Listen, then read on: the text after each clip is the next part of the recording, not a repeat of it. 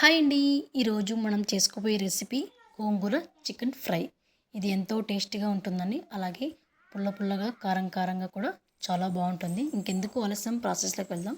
ముందుగా నేను ఒక కట్ట గోవాకు తీసుకున్నానండి. ఇదంతా బాగా ఒలుచుకొని ఇలా కళాయిలో గోంగూర ఒకసారి బాగా కడిగానండి. ఇప్పుడు గోంగూర కళాయిలో వేసాను. అందులో సరిపడా ఉప్పు, మిరప్పొడి యాడ్ చేశాను.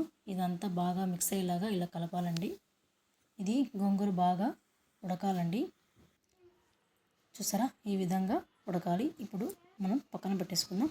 వేరొక ప్యాన్లో 2 టేబుల్స్ ఆయిల్ యాడ్ చేశాను. అది కాస్త హీట్ ఎక్కిన తర్వాత అందులో ఆనియన్స్, పచ్చిమిర్చి, కరివేపాకు యాడ్ చేశానండి. ఇదంతా బాగా కొంచెం వేగాలండి.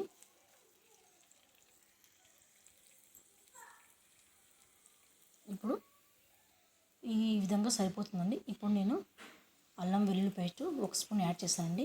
ఇదంతా కాస్త బాగా మిక్స్ అయ్యేదాకా కలపాలి. ఇప్పుడు అల్లం వెల్లుల్లి పేస్ట్ పచ్చి వాసన పోయిన తర్వాత వేయించాలి. ఇప్పుడు టమాటాలు కూడా అందులో యాడ్ చేశాను. ఇది కూడా ఎక్కువ ఉడకాల్సిన అవసరం లేదండి. ఇప్పుడు చికెన్ యాడ్ చేశాను. 1/2 కేజీ చికెన్ అయితే యాడ్ చేశానండి. దీనికి సరిపడా ఉప్పు కూడా ఇప్పుడే యాడ్ చేసేస్తున్నాను. ఇప్పుడు చిటికెడు పసుపు కూడా యాడ్ చేస్తున్నాను.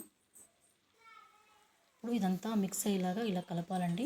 ఇది వాటర్ వచ్చేంత వరకు ఇది మనం ఉడకనివ్వాలి.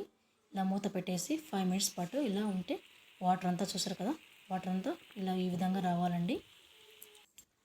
ఇప్పుడు ఇందులో నేను వాటర్ ఇంకిపోయాయి కాబట్టి ఇప్పుడు ఇందులో నేను 1 టేబుల్ స్పూన్ ధనియాల పొడి, 1/2 టేబుల్ స్పూన్ కారపొడి, 1 table spoon chicken masala add చేశానండి.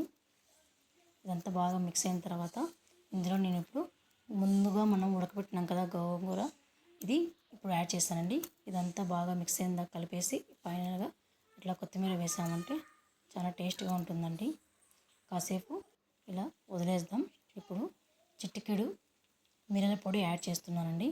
ఇప్పుడు ఈ చికెన్ ముక్కకంతా ఈ కారము, ఉప్పు, గోంగూర అంతా బాగా పట్టిందండి. చూసారు కదా, చూస్తుంటే మన నోరు ఊరిపోతుంది కదా. ఇప్పుడు మన గోంగూర చికెన్ ఫ్రై రెడీ అయిపోయిందండి. Thank you for watching. Like చేయండి. బాయ్.